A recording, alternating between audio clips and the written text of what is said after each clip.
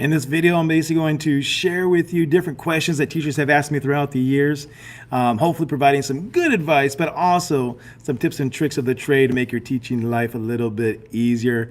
My name is Gabriel Vigil. I've been teaching in Southern California for 20 years, and my goal is just to make teaching fun again, help you become the best teacher you are meant to be. So with that said, let me just go through the questions and just see how I can do on these. And of course, if you're on here and you want to answer or ask any questions, jump on in. I'll be more happy to answer any questions you may have. But the main question I get a lot has to do with classroom management. That's the biggest one, and how do you deal with disruptive students? Man, I thought about this a whole lot. I mean, I created a course on this, I mentor on this, you name it. I've done a whole lot regarding this, and there's no silver bullet. There's no one thing that you can do that's going to revolutionize everything. But there's a lot of little things that you could put in place. There's some bigger ones and there's some smaller ones to make things run a little bit smoother.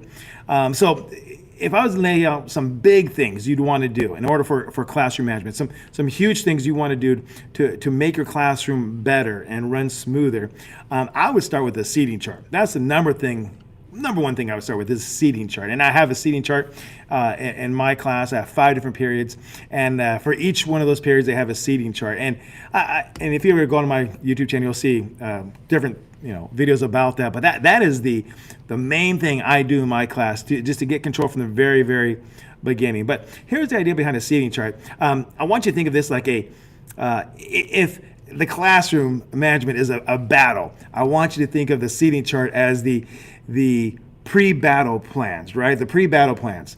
And with that said, you can eliminate or at least deter a lot of behavior problems just by having a good seating chart. So when I create my seating chart, at the beginning of the year, I just start off simply by going alphabetically, because I don't know the students just yet. So I just go alphabetically. But then once that is done, once we get into it, a week or two, I start moving kids around. Now the first thing is this: if you know there's a confrontation between two students, don't sit them next to each other. If you know that going into it, definitely don't do that. But if you know there's some students that maybe you talked to the previous year teachers and you know there's some students that are going to be disruptive, plan for that ahead of schedule. So I'll normally just start off by alphabetical, but then there's certain spots in my classroom that I have designated for students that might be a little disruptive. Those spots are maybe right next to my desk, kind of in the back, or they may be up in front. So like 3 or 4 spots in my class, and they're more isolated from the rest of the desk. Now they're still part of the desk, they're still part of a group, but they're a little tad more isolated. And so as class gets going and I start to get to know the students and things pop up, I can move students or I need to move them. I do not let students choose their seats, because chances are they're going to choose somebody they're working with, right? Hold give me one second, my light turned off here. So I do not choose students. I do not, pair students up or with their friends, because that's usually going to run into some sort of problems. But what I do is I might, if we ever get into groups, that's a whole different thing. We'll save that for some other time. But regarding the seating chart, I do plan out exactly where they're going to be at. And so that's the first thing I would recommend, is a good solid seating chart, and strategize before school even starts. And once school's going, feel free to move students around. Truth be told, usually around close to the end of the semester, students are going to say, do we ever get new seating charts? Or do we ever get move seats? I'm like, nah, this is working good. Here, let's just keep this the way it is. So I usually keep my seating chart, could be the entire year, but at least a semester, so it makes my life a little bit easier. So I would start with the seating chart. That's the number one thing for classroom management. The next thing is the right attitude, the right frame of mind. Couple things. I always try to think, how would I define the right personality in the classroom regarding classroom management? And I think all different things. I hear the word confident. I definitely think confidence is one thing, but that's hard to come by when you're a brand new teacher, is that confidence. So what exactly would be the best kind of energy to bring to a classroom for classroom management? And what I came up with was calm, assertive. That is the best way. I believe that's the best energy to bring to a classroom for classroom management. Now, calm and assertive doesn't mean that you're boring, or calm and assertive doesn't mean that you're quiet, nothing's said, and that's not what it means. It just means the energy you're bringing is calm. somewhat in control and calm. And assertive doesn't mean you're mean and domineering and angry. It just means that you kind of have an expectation, hold students to that expectation. Now, where I got this from, and please do not take this the wrong way, where I got this from was Cesar Millan. Oh, meaning, I'm talking 10 years ago. Was it 10 years ago? Probably about 10 years ago. 10 years ago, my wife did doggy daycare. And oh, this is kind of what it sounds like. People would bring their dogs to our house, and my wife would watch them. Doggy daycare. And we did that for some time, and she definitely was the main one in charge of the doggy daycare. But I remember like on a weekend when I'd be home and my wife's home and the kids are home and we all be there. You got to understand this. It's one thing to have a class, 30 students, but having a pack of dogs and to be able to have them work together, not to be in fights and all that, that is next level stuff. And my wife had it down. She had it down. In fact, we used to watch all the time. Our favorite show at that time period was Cesar Millan, and it was called The Dog Whisperer. We would watch that religiously. We would just watch that. We would just eat it up. And so many of those things we applied to her working. And whether like Cesar Millan or not, I got to tell you, that calm assertive thing, that's where we got it from. That was amazing. I remember watching one video that he did where, and I think about this all the time when I'm dealing with students. So this kind of the mentality or the thought process I have is that one time there was this little dog, and the owner basically gave the leash to Cesar Millan, and that dog just went crazy. That dog was like up in the air, barking, yiping, you name it, just went crazy. And the entire time, Cesar Millan just kind of was relaxed, held the leash, and eventually the dog kind of settled down. Anytime I am dealing with students in my class that are disruptive, I keep that thought in my mind. I keep that image in my mind because that's how I want to be. So when it comes to your classroom, calm, assertive. You come in, you know what your expectations are. You hold students' expectations. You're assertive, meaning that you hold them to the expectation. You don't let them get away with things. But you're also calm. If they start to do things to try to aggravate you, try to manipulate you, everything else, or even just they get crazy, be calm. Just be calm through it all. Because trust me, I mean, I had my things. I had things with students threatening me. I had milk thrown at me. I'm trying to think what else there was. You name it, all sorts of things has happened in my classroom. But through it all, you want to remain calm. And so with that said, of course, it's easier said than done. But with that said, that's the energy you want to bring to the classroom. So imagine bringing that calm, assertive energy to the classroom. And then once you bring it to the classroom, you have your seating chart. Those two things alone, that's going to cure a lot of the issues. That's going to solve a lot of the problems. But then let's continue. Some other things I would definitely have in your classroom are the right procedures. You want the right procedures. This is all regarding classroom management. See how big of an issue this is, right? These are all things you would tie into it. But another one I would put into it would be procedures. And the idea behind the procedures is that they help you carry out your classroom management. Here's the thing. When it comes to teaching, it's the rule is being, and I heard this a long time ago, fair, firm, and consistent. Fair, firm, and consistent. Fair, treat everybody the same. Firm, you have your standards to hold to it. And consistent, you don't waver. You don't, you have that calm, assertive energy coming into it. And so the problem many times us teachers run into is as we are going through the school year, it becomes exhausting. It becomes exhausting the day in, day out of teaching, especially when you're trying to deal with behavior problems. And then you pile on top of that all the other things we got to do. We got to do meetings, we got to grade, we got a lesson plan, all these things. So the more automation you can have in your class, the more procedures you have in your classroom where things is kind of just run on autopilot, it frees up a lot of that emotional, mental agony you might have in your brain to deal with classroom management problems. And so on top of that, if you have procedures put in place that students know what to do when they come into the class, that's going to solve a lot of the issues right then and there as well. So what does that look like? Well, here's a few things. Give me my light one more time. So what does that look like? Well, here's what it looks like in my classroom. And probably the most important procedure I believe to have in any classroom, and I have this in my classroom, is when students first walk in. It sets the tone for the class. When students first walk in, it sets the feeling, it sets the energy. Because if the students walk in and they're crazy and you let that go, it only gets worse from there. So you want to set the tone right away. So I'm kind of standing by my door a little bit. Hold on, I'll get you 1 second, Anonymous here. And so you just want to, hold on, let me real fast here. Anonymous, you had a question. Nope, no special ed class. Sorry about that, but I have students in my class that are somewhat special ed.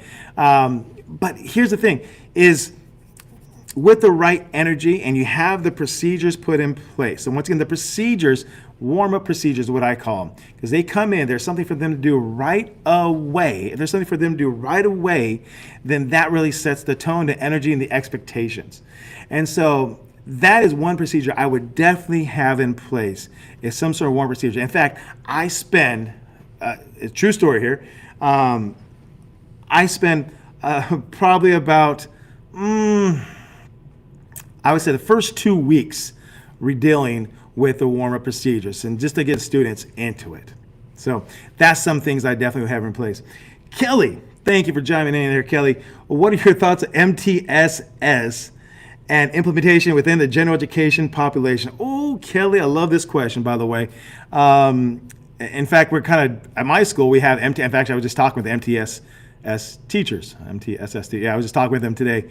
And see, here's the thing. When I remember before MTSS, there was PBIS, Positive Behavior Intervention. And I believe that and MTSS have a bad rap. Multiple tier support system, in case you know what that is, positive behavior, something of that sort. But the idea is this, that in my school, one of the big issues we had in my school for a long time was discipline. Discipline wasn't there. Meaning students would get away with things, do things, and as teachers would turn to administration and say, hey, administration, please help us out on this. Please have our back, please support. And we never seemed to get that support. And then they bring in MTSS, PBIS, other additional support for students. And we're like, hey, this is good stuff. Thank you very much for this. But where is the consequences for students? It's nice that you want to reward students, PBIS, for positive behavior. It's nice to want to provide all these extra tiers of support for students. That's great, MTSS. But none of it is worth anything unless there are some consequences for negative behavior. So when those two things were first introduced into my school, I was one of the teachers like, yeah, whatever, this is something new, whatever. How's it go? Teachers, same thing, just a different label on it. So at first I was kind of opposed to it because I thought it had to deal with the bigger issue. But if the bigger issue is dealt with, meaning that admin has your back, they're supporting you, there are consequences. PBIS, MTSS are just another layer to it that actually helps out students, support students. So I'll give you an example from my school. I believe we have 2 MTSS teachers, and they are actually working with students that seem to be struggling behavior-wise. And so they have check in, check out. They're kind of following around a little bit, kind of into classes. That's not bad at all. The more support, the better. So I definitely am in favor of MTSS and definitely in favor of PBIS. But if you still overlook the overall, hey, there have to be consequences for behavior, which was my school was at for a long time, those just become words, and they do no good. So regarding MTSS, that's kind of my stance on that one. I'm not sure if you're still with me, Kelly. If you are, I'd be curious to know your take on MTSS. Just throw it in the chat if you want to. But man, doing this for 20 years though, I'm telling you, I remember when I first started teaching, they always said this. They always said, you'll see the same thing come up over and over again, just a different label on it. And at first I'm like, yeah, these people are just old and kind of crotchety, right? But the longer I've been, I realized, yeah, it is kind of like that. Hey, Kelly, my pleasure. Thank you for joining, Kelly. I really appreciate it. Thank you, Kelly. So with that said, man, what else can I say about MTSS? I think that's about it regarding MTSS. But once again, it's just that, is there anything really new in education? Yes, there is. There's some things new in education. You have definitely technology is new, for sure technology is new. and different things. I think attention span of students is new, a lot lower than it was before. So I think you have new things that come up. But overall, I would argue students are the same now as they were 20 years ago. And I would even argue that students are the same now than when I was a student. There's different things in there, right? But we all kind of want the same thing. I mean, humans and students all the same want the same thing. We just want to be happy. And none of us like being in a class that's 100% boring. And so we all kind of want the same thing. But, how we actually do that is different over the time period. But really, students are the same. So with that said, classroom management, I'm not sure that's helpful at all. Let's wrap it back up again. So, go back to where we were before, classroom management. Hopefully that helps you regarding classroom management. Just some solid routine. Another solid routine, one more solid routine that you want to have in place, I would say would be some sort of way to get students' attention. Transition, students' attention, stuff of that sort. Here we go. Let's see. I got another one real fast in the chat. Thank you very much for jumping in. The question is, how do I feel about leaving the classroom for a support teacher role? I almost did this. Last year, there was a position that, first of all, I do that on this, I guess we'll say the side. I'm not sure if it's a side hustle or a side. I do that. I do offer mentorship. I won't get into details about that, but if you ever are interested in mentorship, please just send me an email and we can work out something. More than happy to help out. But regarding my school, I've done that in the past. A support provider. So I think actually last year, when you go through to become a teacher, you have to do, internship, I guess you would call it, where you come in student teaching. And so I had a student come in last year, a teacher come in last year to do student teaching in my classroom. So I've done that. I've actually done mentorship for brand new teachers at our school. Lights again.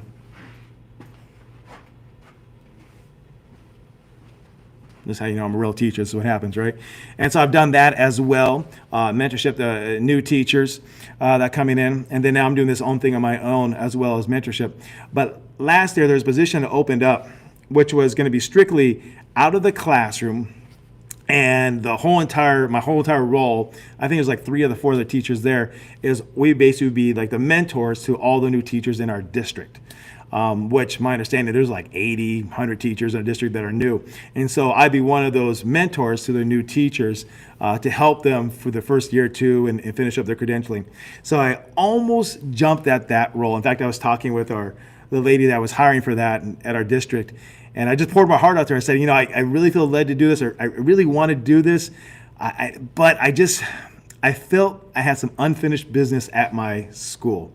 I felt there were some changes at my school that I wanted to take care of first before I would do any kind of role like that. So I didn't want to leave. Unfortunately, I guess I'm very loyal. I was really loyal to my school, and I couldn't make that jump. Not because I didn't want to, just I felt like there's something that needed to be done. Because over the summer, one thing my school did is us leaders got to let our senior seasoned teachers got together, as well as some other teachers in the school. We got together and created a whole plan for this year. And I just really wanted to see that all the way through. I just wanted to see the changes that came from it. And so I couldn't leave just yet. But to answer your question, yes, would I ever do it? I probably would in the future. Once I feel I'm complete here, I definitely would make a jump somewhere else. Kelly, question is, what subject and grade do I teach?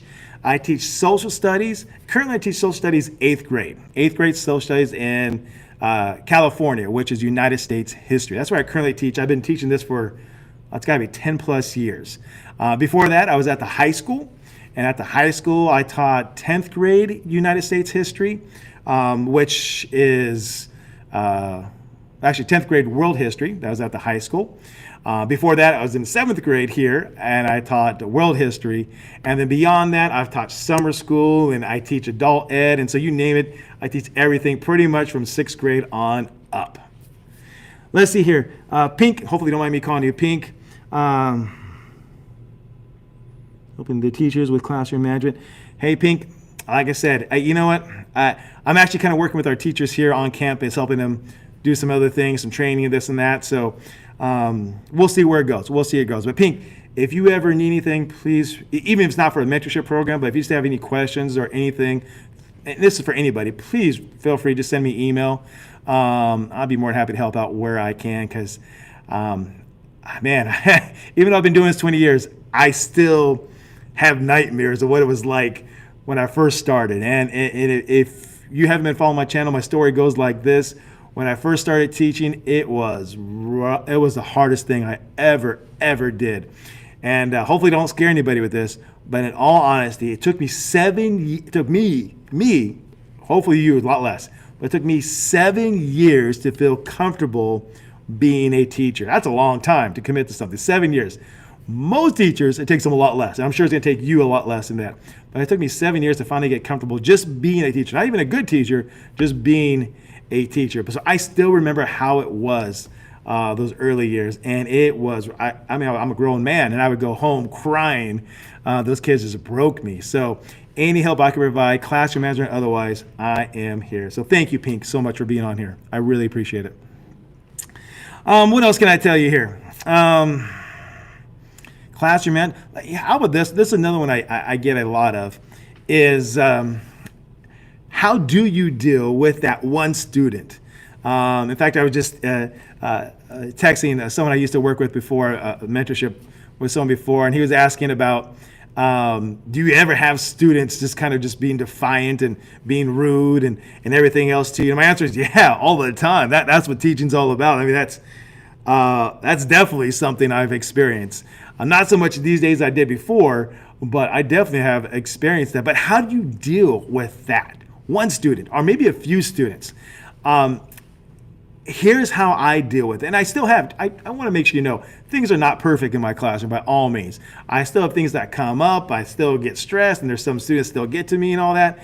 But over the years, have over refining things over and over again. You know, just like anything else, you become more comfortable and you get better at it. So I still have issues. But this is how I deal with we'll call them a disruptive student in class, or even a defiant student in class. First, you got to rest back in that calm, assertive state, right? That calm, assertive state. Trust me, some students out there are going to try to push your buttons. And you know who they are, right? You know those students. They're going to try to push your buttons. So if you have a student that's trying to push your buttons, don't let them. Even if they do get to you, do not show it. Do not show it. Nothing good comes from it. Nothing good comes from losing control, getting angry, and anything else. So anytime I have done in the past, trust me, it has not turned out well. So remain calm and serve the best that you can when dealing with that one student's defiant or disruptive. But once you have that, here's how you deal with it. I call it progressive discipline. You put on a little bit more pressure each time. You always want to give a student kind of an out. So for example, I'm going to use Johnny, because it's always a bad Johnny. Johnny's always trouble, right? So Johnny's in the back of class, he's talking. And I say, hey, Johnny, can you please stop talking, please? And so that's the first thing I do, right? The first little discipline correction. My hope is just by doing that, he's going to alter his behavior. If he does, sweet, I'll take it as a win. If he doesn't, then we'll take the next step. So I'll say, can you please alter, can you please stop talking? Then I'll give a minute or two. And if he doesn't stop talking, then what I'll do is I'll say, hey, Johnny, I need you to stop talking, see me after class. And then on my board, I have a little says detention. I'll put his name on the board. Now, this is where it can go one way or the other. Usually Johnny will see that on the board. He'll be like, he might just kind of vent a little bit to himself or to his neighbor. I let it go for about 30 seconds, right? If he does that venting, we're good.